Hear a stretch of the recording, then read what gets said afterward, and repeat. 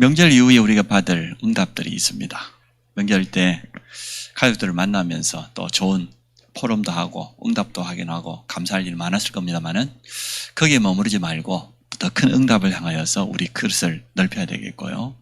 또 한편으로 명절 때 우리 가족들 만나보니까 참 답답하고 어떻게 그리 복음을 안 받는지, 아직도 우상에 빠져있고 불신앙에 빠져있는, 또 믿음을 놓쳐버린 그런 가족들이 있을 겁니다.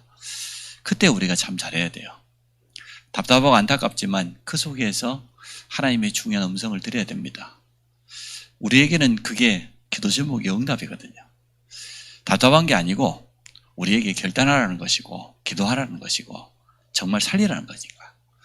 그래서 우리는 명절 이후에 더 좋은 응답을 향해서 믿음의 그릇도 넓히고 또 하나님 앞에서 하나님의 음성을 듣고 결단한다고 하면 하나님 역사할 겁니다. 그래서 진짜 응답의 시작은 우리의 틀린 생각을 바꾸는 겁니다. 자꾸만 우리는 문제라고 생각합니다. 문제 아닌데 그 속에는 하나님의 분명한 계획이 있는데 하나님이 우리에게 주신 기도 제목인데 문제라고 안 된다고 생각합니다. 아닙니다. 응답 중에 응답은 우리의 틀린 생각을 바꾸는 거예요. 우리의 생각이 올바른 생각, 믿음의 생각으로 바뀌어지는 겁니다. 오늘 우리가 하나님의 생각 또 하나님의 마음 제대로 알기 원합니다. 오늘 하나님은 우리를 향한 분명한 그분의 계획을 가지고 계시기 때문에 우리는 이거 깨닫는 게 전혀 어렵지 않죠. 구원받은 성도에게는 어찌 보면 가장 쉬운 겁니다. 우리가 하나님의 생각, 하나님의 마음을 알 수 있다고 하면 우리는 하나님께 쓰임받을 것이고 또 가장 행복한 그런 삶을 살게 되어질 겁니다. 그래서 첫 번째 우리가 생각해 봐야 할 게 있습니다. 우리가 하나님의 뜻을 찾는 것, 이것은 전혀 어렵지 않습니다. 하나님의 뜻이 오늘 본문에 나와 있잖아요. 너를 향한 나의 생각을 내가 안 하니 평안이요 재앙이 아니다.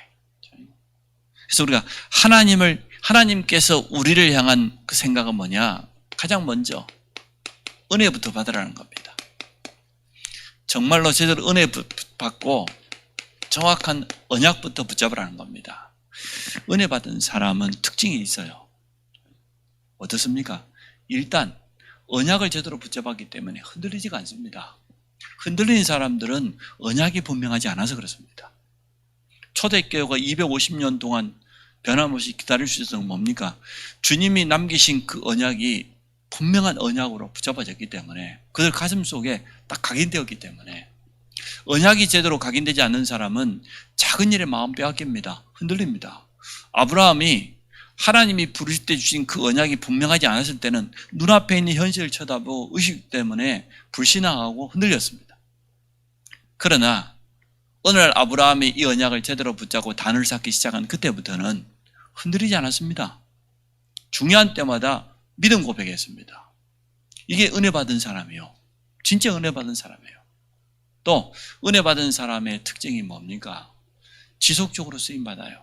왜? 기도의 비밀을 가지고 있으니까 하나님 앞에서 기도하면서 끝까지 성령의 인도받습니다. 계속해서 쓰임받습니다.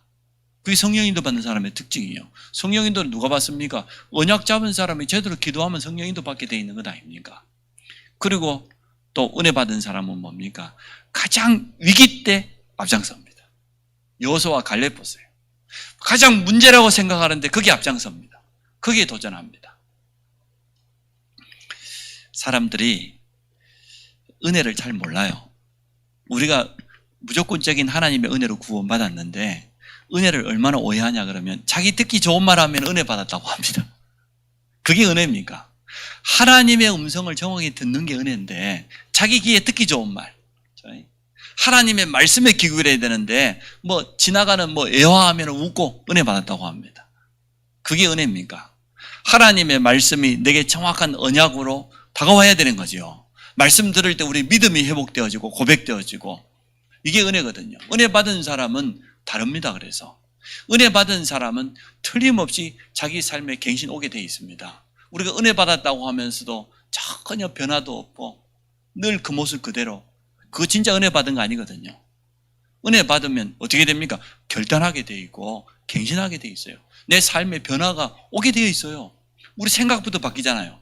하나님의 말씀이 정말 내게 들려오면 우리 믿음이 회복되잖아요. 언약 붙잡고 기도하게 됩니다. 또 삶의 작은 도전과 갱신하게 되어집니다. 우리 삶에 변화가 찾아옵니다. 그 증거들이 분명히 나타나게 되어 있죠. 하나님은 우리에게 일하라는 게 아니고 헌신하라는 게 아니고 제일 먼저 은혜부터 받으라는 거예요. 그래서 정확한 언약부터 붙잡아라. 이게 하나님이 우리를 향한 첫 번째 마음이요, 첫 번째 생각입니다. 그래서 성경 66권에 보니까 하나님의 뜻은 뭐였습니까? 우리와 함께 하겠다는 거예요. 나와 함께 하겠다는 거예요. 위드. 우리와 함께 하겠다는 거예요. 임마누엘. 모든 일 속에 함께 하겠다는 거예요. 원네스. 이게 하나님의 뜻입니다. 성도가 정말 이 비밀을 누리고 하나님께 은혜 받는다고 하면 그 어떤 것도 문제되지 않습니다. 근데 성도가 은혜 못 받으면 모든 게 문제예요. 내 자신을 쳐다봐도 문제고, 가족을 쳐다봐도 문제고, 직장 가도 문제고, 작은 일 앞에서도 흔들리고. 은혜 받은 사람은 아무것도 문제 안 됐으면 증거를 대볼까요?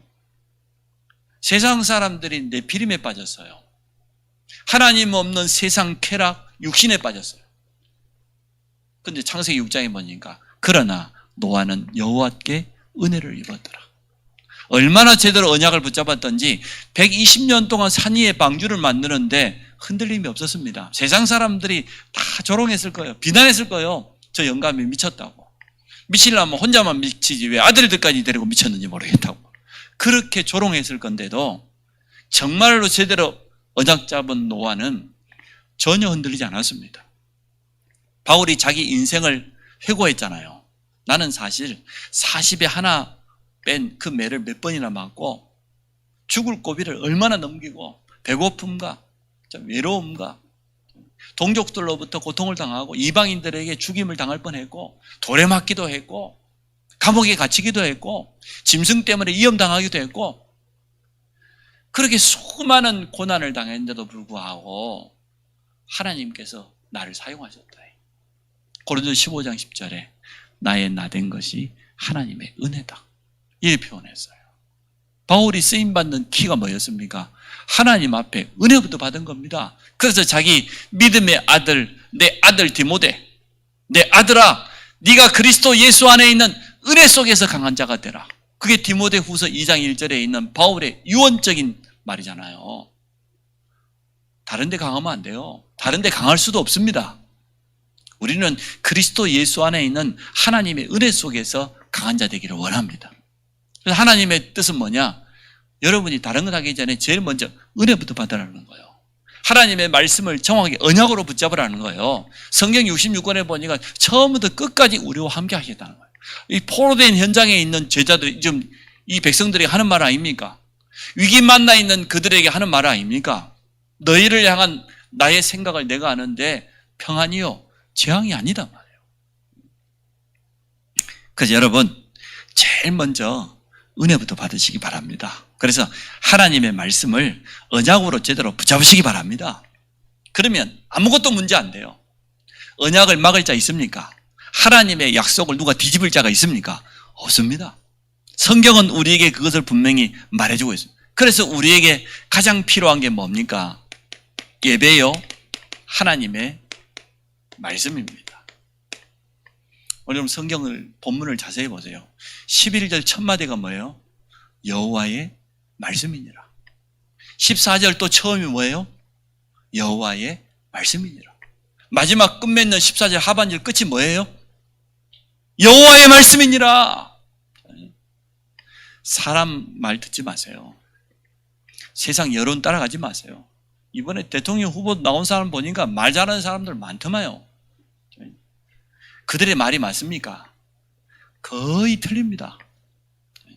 우리는 하나님의 음성에 기울여야 됩니다. 하나님의 말씀을 붙잡아야 됩니다. 그게 성도가 사는 길입니다.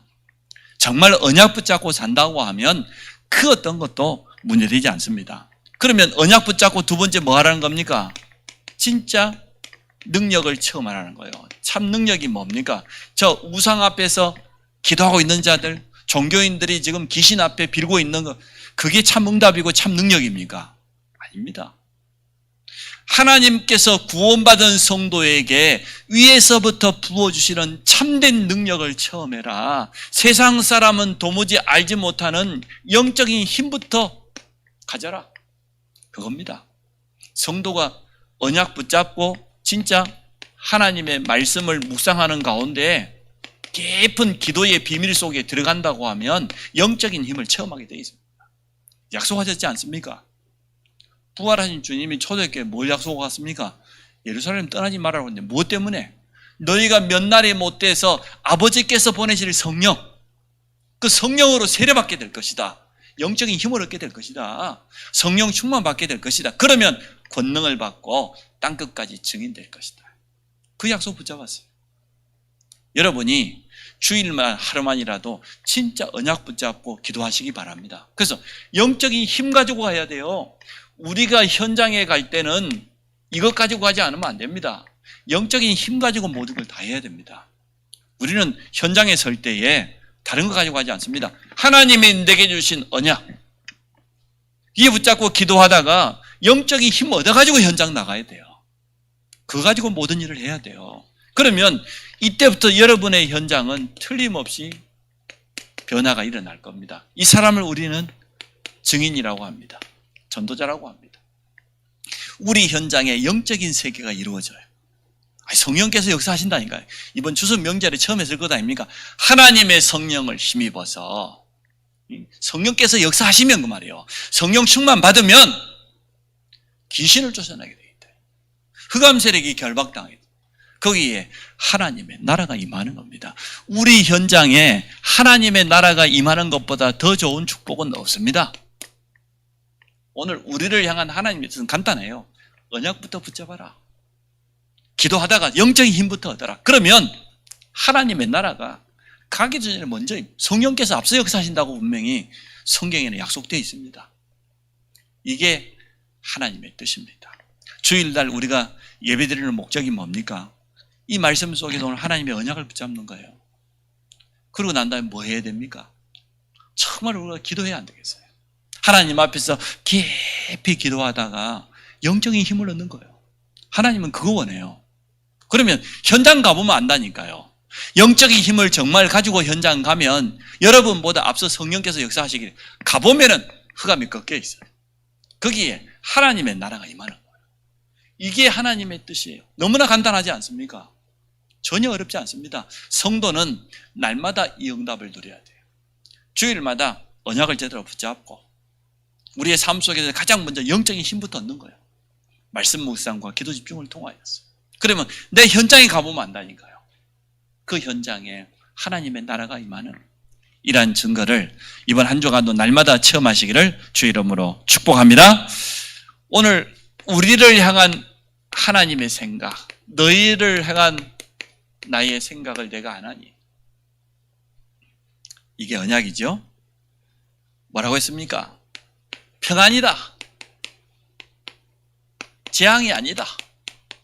오늘 본문에 보면 말하 있습니다. 사실 이스라엘의 현실은 뭡니까? 지금 이 말씀을 받은 이들의 현실은 포로되어 있습니다. 나라가 멸망당했습니다. 왜 포로되었습니까? 왜 재앙 만났습니까? 이유를 알고 있잖아요. 이스라엘이 하나님의 말씀 저버리고 언약 놓쳐버리고 우상숭배에 빠질 때마다, 제약에 빠질 때마다 하나님은 어쩔 수 없이 강대국들을 들었어요. 근데 지금 이 작은 이스라엘이 솔로몬 시대 이후에 북이스라엘, 남유다로 나눠져 있단 말이에요. 누가 먼저 멸망당했어요? 북이스라엘이 아수르에 멸망당했는데, 아수르 역사에는 우리 아시리아라고 하는 나라 있잖아요. 얼마나 악한지 말이에요. 이스라엘에 쓸만한 모든 남자들을 잡아다가 전 세계 노예시장에다가 팔아먹었어요. 참 비참하지요? 단순하게 포로로 끌려간 게 아니고 이스라엘의 모든 남자들이 전 세계 노예시장에 물건처럼 팔려갔습니다. 남자들이 없잖아요. 그 북이스라엘 빈 땅에다가 범죄자들, 악한 자들 갖다 집어넣는 거예요. 그래서 정통 유대인들이 그 북이스라엘의 수도 사마리아 사람 교제하지 않는 거예요. 상종도 하지 않으려고 한 거예요. 지나간 역사가 있으니까. 두 번째가 뭡니까? 남유다입니다. 바벨론이 들어와서 멸망을 당했는데요. 성전은 다 불타고 무너져 내버리고 쓸만한 모든 남자들은 전부 포로로 잡혀요. 그 중에 누굽니까? 다니엘 세 친구 있잖아요. 이때 포로된 거예요. 남유다가 멸망당하는 그때에 바벨론에 지금 하루 이틀도 아니고 70년 동안이나 포로되어 있습니다. 비참한 현실입니다. 그러한 그들에게 하나님 하신 말씀이요. 너희를 향한 내 생각은 이 재앙이 아니단 말이에요. 끝내겠다는 거예요. 평안이란 말이에요. 너희들을 이 가운데서 완벽하게 회복시켜 주겠다는 거예요. 포로에서 기환시켜 주겠다는 거예요. 그래서 오늘 12절 있는 그대로 아닙니까? 11절에 여호와의 말씀이니라 너희를 향한 나의 생각을 내가 하나니 평안이요 재앙이 아니니라 너희에게 미래와 희망을 주는 것이다. 그러면서 하나님 말씀하시는 거예요. 뭐 하라는 겁니까? 성전을 재건하라는 거예요. 솔로몬이 지었던 이 성전이 바벨론이 와가지고 다 파괴해버렸어요. 성전 안에 있는 예배드릴 때 쓰는 모든 금그릇, 금기구를, 성물들을 빼앗아갔어요. 빼앗아가지고 어떻게 했습니까? 왕궁 안에서 신하들하고 술 파티할 때 그때 하나님께 예배드렸던 모든 그 성물들을 가지고 술 마시고 파티하고 놀고 그랬어요. 이스라엘이 이렇게 비참하게 되어졌습니다. 다 빼앗겨버린 겁니다. 그런데 하나님은 평안을 다시 주겠다는 거예요. 회복시켜 주겠다, 돌아오게 하겠다는 거예요. 참된 미래와 희망을 주겠다는 겁니다. 성전 회복이라고 하는 이 놀라운 분명한 언약을 주시면서 이 언약을 누가 붙잡았습니까? 아니 다니엘이 붙잡았잖아요. 세 친구가 붙잡았잖아요. 여러분 잘 알고 있는 것처럼 느헤미야라고 하는 고급 관리가 붙잡았어요. 얼마나 기뻤던지 수르바벨 중심으로 성전이 회복되었는데 두 번째 성전 이름을 수르바벨 성전이라고 합니다. 학사 예스라 이런 몇 사람이 붙잡았습니다. 하나님은 다니엘에게요, 언약 잡은 다니엘에게 영적인 지혜를 주었는데 바벨론 10명의 박사가 따라오지 못할 만큼 왕궁 안에 하나님의 나라가 이루어져 버렸어요.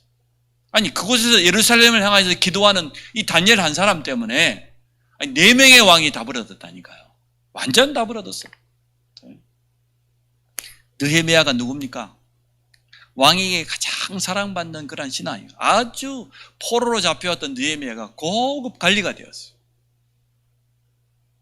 근데 어느 날 자기 고국 유다 땅에서 사람 한 사람이 찾아왔는데 자기 유다에 남아있는 백성들이 지금 얼마나 비참한 삶을 살아가고 있는지, 기본적인 의식조차 해결하지 못하고 대적들로부터 끊임없이 침략을 당하고 있고 자기 조국에 있는 지금 자기 동포들이 하나님께 예배드렸던 그 성전은 불타고 무너져 버리고 다 파괴돼 버리고 이 소식을 전해들은 느헤미야가요 얼마나 가슴이 아팠는데 하나님께 금식하면서 기도했어요. 언약을 제대로 붙잡은 거예요.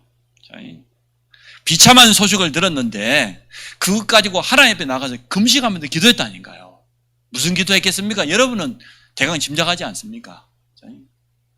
하나님 앞에 범죄한 거 회개하고 빼앗겨버렸던 성전 회복과 지금 비참한 생활하고 있는 자기 민족들을 향하여서 하나님 앞에 기도했을 것 아닙니까? 얼마나 금식하면서 기도했던지 왕 앞에 나아갔는데 왕이 눈치를 챘어요. 뭐하러 합니까? 에스로 왕이. 아니 너는 평상시에 병이 없는 걸로 알고 있는데 네 얼굴을 보니까 지금 병득이 확실하다. 네 모습을 보니까 틀림없이 병들었다. 뭐가 문제냐? 뭐 때문에 근심하느냐? 느헤미야가 말하잖아요. 자기 조국, 성전, 왕께서 나를 저 유다의 총독으로 보내주십시오. 가서 우리 백성들을 돌보고 무너져버린 성전을 다시 재건할 수 있도록 나를 보내주십시오. 얼마나 하나님께서 감동을 주었던지. 이 불신자 왕이에요. 그냥 보내주지 않았어요. 총독으로 임명하면서 성전을 다시 재건할 수 있는 모든 것들을 징집할 수 있는 그 표를 주었다니까요. 사람들도 동원할 수 있고 나무를 비롯해서 돌과 모든 재료를 마음껏 쓸 수 있는 표를 줬다는 게 왕이. 하나님께서 역사하시면 이렇게 되어져요. 불신자 마음에 감동을 줘도 이렇게 언약 잡은 한 사람이 중요합니다. 느헤미야가 그냥 그 소식 듣고 마음이 아프다. 그리 끝난 게 아니에요. 내 지금 이 민족들, 내 동포들의 소식을 듣고 지금 성전의 모습을 듣고 그냥 끝난 게 아니에요. 언약으로 붙잡았다니까요. 그래 되지 않겠습니까, 우리가? 얼마나 하나님 제대로 언약을 붙잡았던지 불신자 이 왕의 마음을 하나님이 감동시키면 누가 막을 수가 있겠습니까? 역사가 일어난 겁니다. 그래서 너희를 향한 나의 생각은 재앙 아니다. 모든 재앙을 끝내고 참된 평안을 주겠다. 성전 회복이라는 이게요, 이렇게 중요합니다. 사실 이 재앙을 끝내고 모든 저주를 끝내는 게 어디에 있습니까? 우상신전을 지으면 그렇게 됩니까? 곳곳마다 말이에요, 많은 우상을 세우면 재앙을 막을 수가 있습니까? 참 복음이 증거되지 않으면, 이 빛을 비추지 않으면 흑암은 절대 막을 수 없습니다. 재앙 자체가 흑암 아닙니까? 이 흑암을 막을 수 있는, 복음의 빛을 비출 수 있는 재앙막을 성전이 필요하단 말이에요. 우리 이스라엘이 잃어버렸던 이 믿음을 회복할 성전을 재건해야 됩니다. 느헤미야가 제대로 깨달았어요. 하나님은 거기에 역사한 겁니다. 그래서 하나님은 그냥 응답이 아니고 진짜 응답을 주시겠다. 오늘 본문에 약속하고 있는 거 보세요. 오늘 12절에 보십시오. 너희가 내게 부르시며 내게 와서 기도하면 내가 너희들의 기도를 들을 것이요, 우리의 기도에 응답하겠다. 그냥 기도가 아니지요. 언약 기도는 반드시 응답받습니다. 그냥 기도가 아니고 제대로 언약을 붙잡은 자의 기도는 하나도 땅에 떨어지지 않습니다. 왜 사무엘상 3장 19절에 사무엘의 기도가 왜 땅에 안 떨어졌습니까? 언약을 제대로 붙잡고 기도했기 때문에. 여러분 어떤 기도하고 있습니까? 진짜 언약 잡으시기 바랍니다. 하나님의 뜻은 다른 게 아니고 여러분이 언약부터 붙잡는 거라니까요. 그리고 뭡니까? 우리의 힘이 부족한 줄 아시고 우리는 한계거다. 절대 불가능인데 영적인 힘부터 얻으라는 거예요. 그러면 그 현장에 하나님의 나라 임하시겠다는 거예요. 그러면 다 되는 것 아닙니까? 또 오늘 본문에 보니까 너희가 온 마음으로 나를 찾으면 나를 찾을 것이요 나를 만나리라. 우리가 하나님을 만난다는 게 뭡니까? 이미 우리는 구원받았는데 우리는 얼마든지 할 수 있습니다. 예배를 통하여서, 말씀을 통하여서 하나님을 만납니다. 매일마다 정시기도를 통하여서 하나님을 만납니다. 문제 앞에서 문제 바라보지 마시고 하나님을 바라보시기 바랍니다. 문제 속에 역사하시는 살아계신 하나님의 능력을 체험하시기 바랍니다. 너희가 나를 찾으면 찾을 것이고 내가 너희를 만나리라. 그렇게 약속하지 않습니까? 또 오늘 14절에 보니까 이것은 여호와의 말씀이니라. 나는 너희들을 만날 것이며 너희를 포로된 중에서 다시 돌아오게 한다. 모든 저주받았던 그 현장에서 완전하게 회복시켜 주겠다고 분명히 약속했습니다. 이게 하나님의 뜻입니다. 이게 하나님의 생각이에요. 그렇다고 하면 우리는 어떻게 해야 되겠습니까?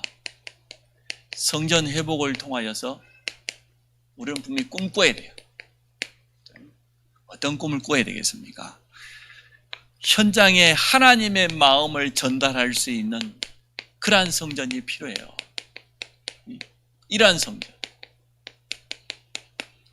하나님의 마음이 뭡니까? 모든 사람이 복음을 들으며 진리를 아는 데 이르기를 원하신다. 그게 하나님의 마음이에요. 디모데후서 2장 2절에. 그게 하나님의 마음이에요. 디모데전서에. 미안하게도 우리 현장에 보니까 단 한 번도 이 복음을 듣지 못하고 한 번도 이 축복을 누리지 못하고 있는 그런 사람들이 너무나 많습니다. 한 번도 못 들어본 사람.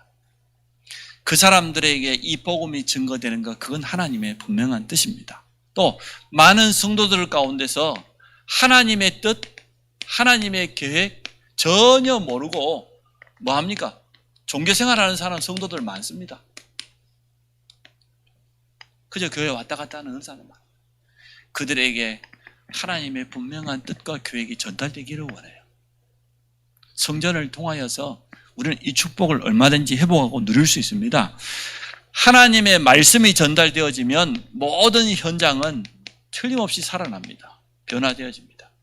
이러한 하나님의 마음을 전달할 수 있는 그러한 성전. 느헤미야가 하나님의 마음을 알았다니까요. 포로된 현장에서도 다니엘과 세 친구가 결단한 이유가 뭡니까? 어디에다 뜻을 정했습니까? 하나님의 뜻에다가 자기 뜻을 정한 거예요. 거기 하나님이 역사하신 겁니다. 제가 우리 안성 지역에 있는 다민족 현황을 보니까요. 안성 인구가 19만인데 외국인 노동자들이 10,000명이 훨씬 넘어요.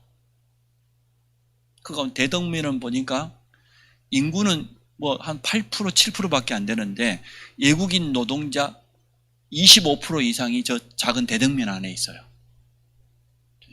10,000명 이상의 노동자가 있으면 대덕민 안에만 거의 3,000명 있다는 거예요. 많지요.